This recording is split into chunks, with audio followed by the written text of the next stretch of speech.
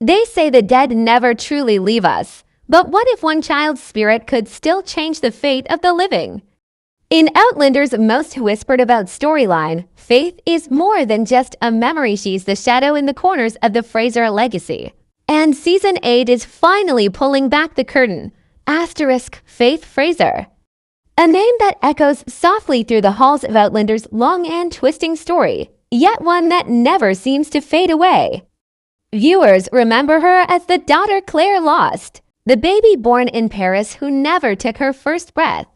For seasons, Faith has been more of a heartbreak than a character, a quiet wound in both Claire and Jamie's hearts. But in Season 8, something strange happens. The writers bring her back into focus, not as a ghostly figure hovering over the past, but as a puzzle piece that could change everything we know. To understand why Faith's name is suddenly back on everyone's lips. We have to go back to that devastating time in Paris when Claire was carrying her first child with Jamie. Those were days full of political games, secret deals, and dangerous alliances. Claire was torn between her duty to stop the Jacobite uprising and her hope of building a peaceful life with Jamie. But then tragedy struck. Complications in childbirth took Faith from them before she could even open her eyes. It was a loss that broke both of them, though Jamie never even got to see his daughter. That could have been the end of her story. But Outlander is not a series that lets go of its ghosts so easily. Faith's name would surface in quiet moments, Claire speaking of her with tenderness, or Jamie looking away when her memory was mentioned. And for the most part, fans assumed that this was just the show paying respect to its own emotional history. But in recent seasons, something subtle has been happening. Writers have been planting hints, small, almost invisible clues that Faith's presence in the story is more than just sentimental. One of those moments came when Brianna, Claire's other daughter, found a letter in an old trunk. The handwriting wasn't Claire's, and it wasn't Jamie's either. It was delicate, looping, and strange, addressed to my beloved sister. The show never explained the letter, but the way the camera lingered on Brianna's confused face was telling. And in the background, you could almost hear a child's voice laughing, soft, distant, and gone before you could be sure you'd heard anything at all. Season 8's first episodes waste no time in deepening this mystery. Claire begins to dream. Again, vivid dreams of a little girl with dark hair and a locket around her neck. In these dreams, the girl speaks in riddles, warning Claire about the one who walks between the stones. The unsettling part, Claire wakes up with the locket in her hand. A real, solid object that wasn't there before she slept. This is the moment the show quietly lets you know Faith's story is far from over. It's not just Claire who feels her presence. Jamie starts sensing it too, though he refuses to admit it at first. He sees the same locket lying on his desk one morning, even though he never told Claire he'd seen it before. And then there's young Ian, who claims to have spoken to the lass with the sad eyes while riding through the woods. He says she asked him to pass a message to Jamie, 3 words, "Don't trust him." But who him is, no one knows yet. The careful way the writers weave this in is what makes it so powerful. They don't give us jump scares or dramatic reveals. They give us whispers, glances, tiny slips in the fabric of reality. It's as if Faith is pressing against the edges of the world, trying to break through. And every time she does, the people who loved her are left with one question. Is she warning them? Or calling them towards something even more dangerous? That's where the tension begins to twist. Faith isn't just a haunting reminder of the past, she's becoming a player in the present. And as the season moves forward, it becomes clear. Whatever she is, whatever she wants, she will not be ignored. Faith's reappearance, if you can even call it that, isn't random. In Outlander, nothing about the stones is ever random. From the moment Claire first touched them and fell through time, we've known that these ancient monoliths hold more than just the power to move someone between centuries. They also seem to choose who can travel, when, and why. Now, with Faith entering the story again, the question isn't if she's connected to the stones, it's how deep that connection really runs. Early in Season 8, Claire begins to notice a strange pull whenever she's near Craigh not done. It's not the same overwhelming hum she felt the first time she traveled, but it's enough to make her uneasy. She feels it in her chest, like a heartbeat that isn't hers. The moment that makes her stop in her tracks comes one quiet morning. The sun is just breaking over the hills, mist curling around the base of the stones. Claire swears she sees a small figure, just a silhouette standing in the circle, watching her. When she blinks, it's gone, but lying at her feet is the same locket from her dreams, warm as if it had been clutched in a hand only moments before. Jamie, ever the skeptic when it comes to ghostly visions, tries to reassure her. But his calm starts to crack when young Ian tells him about his own encounter. He says he was out hunting near a smaller, lesser-known stone circle when he heard a child calling his name. The voice wasn't frightened, it was urgent, almost commanding. When he followed the sound, he found himself standing before one of the stones, its surface vibrating faintly under his hand.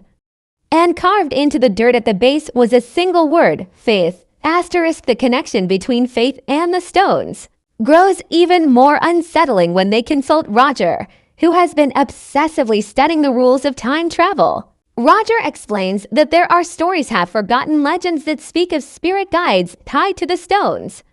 These are not ghosts in the usual sense. They are people who lived, died, and somehow left an imprint strong enough to influence travelers across generations. Most guides, according to the old tales, only appear to blood relatives. This, Roger says, might explain why Faith is able to reach Claire, Jamie, and even young Ian, but Roger's research also uncovers something darker.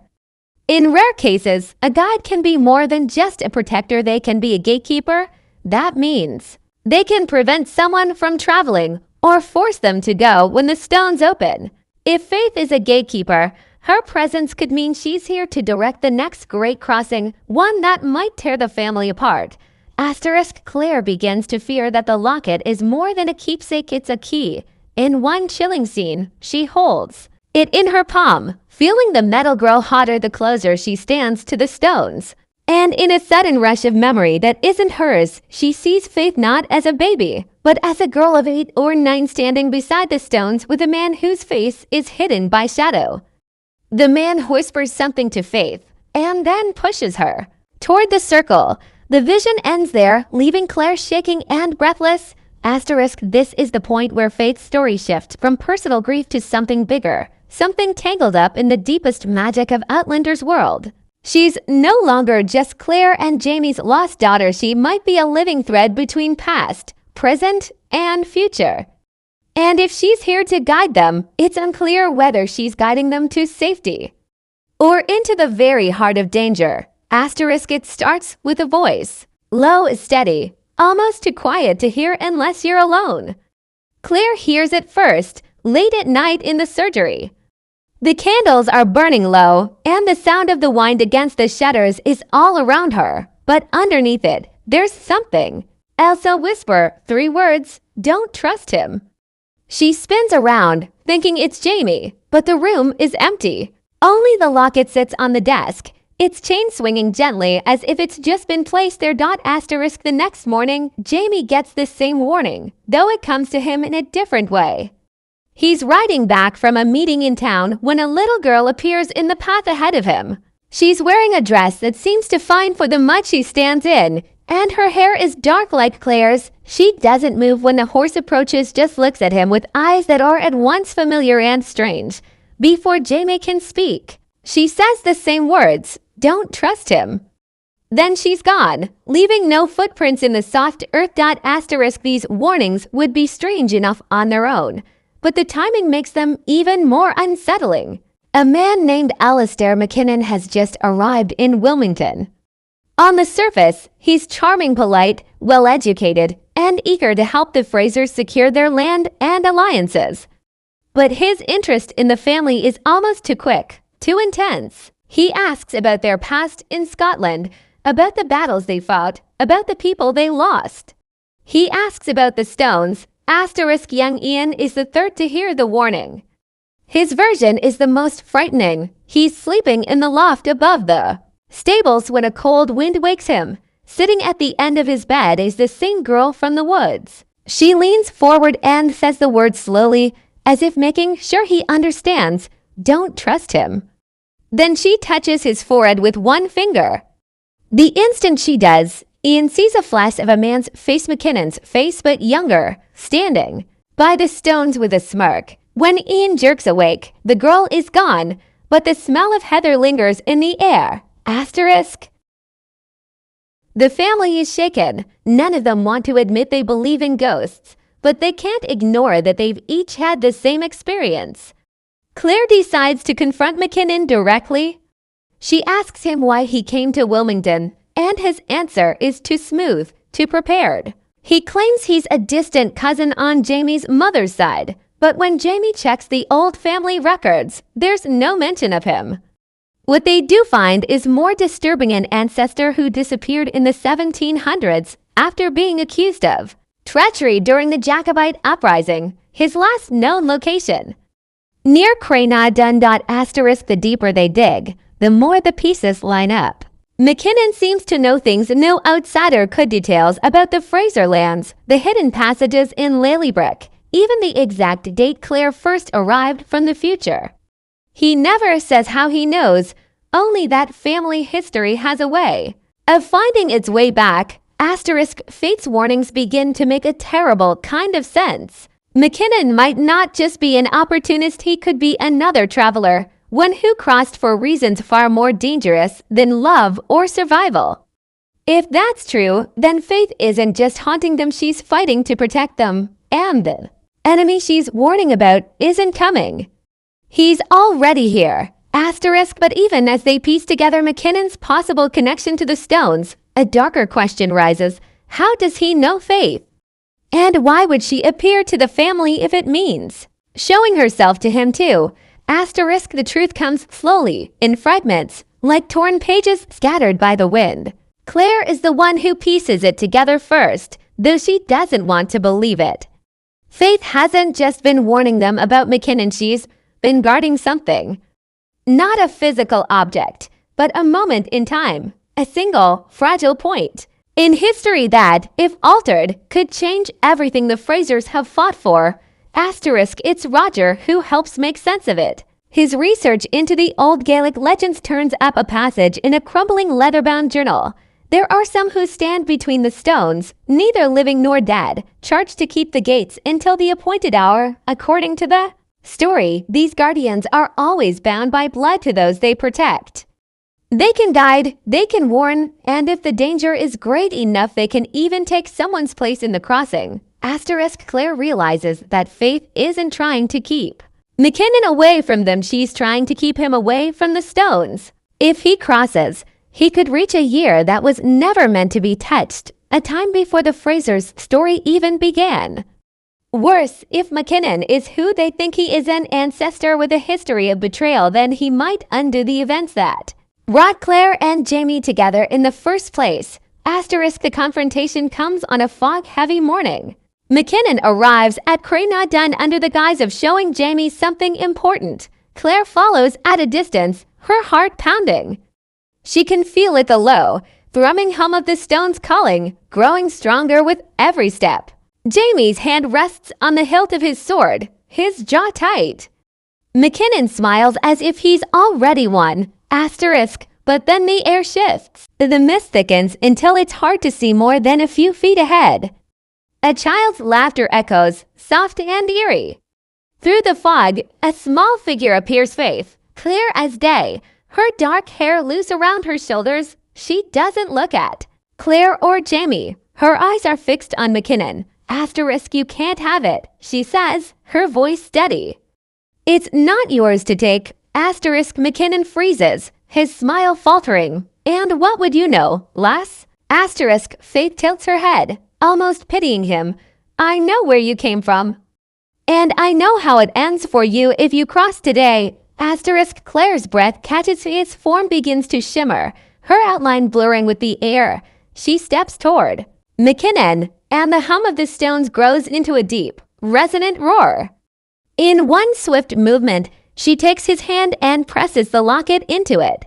Mackinnon's eyes widen in shock, but before he can pull away, the world around him twists and blurs. In an instant, he's gone vanished into the stones. Asterisk the mist begins to clear. Faith stands alone in the circle, her small hands clasped in front of her. She looks at Claire and Jamie for the first time. It's safe now, she whispers. But I can't stay. Asterisk Jamie steps forward, his voice breaking, Mo grade. Asterisk Faith smiles softly, a look that holds both love and farewell. I'll see you again when it's time. Asterisk, and then she fades, like a candle snuffed out, leaving only the locket on the grass where she stood. Asterisk Claire picks it up, the metal cold now lifeless. She knows this is not the end of Faith's story. Guardians don't truly leave. They wait, and somewhere in the spaces between time, Faith is still watching. Still protecting, still part of them. Asterisk the scene closes on the stones, silent and still, holding their secrets once more. Asterisk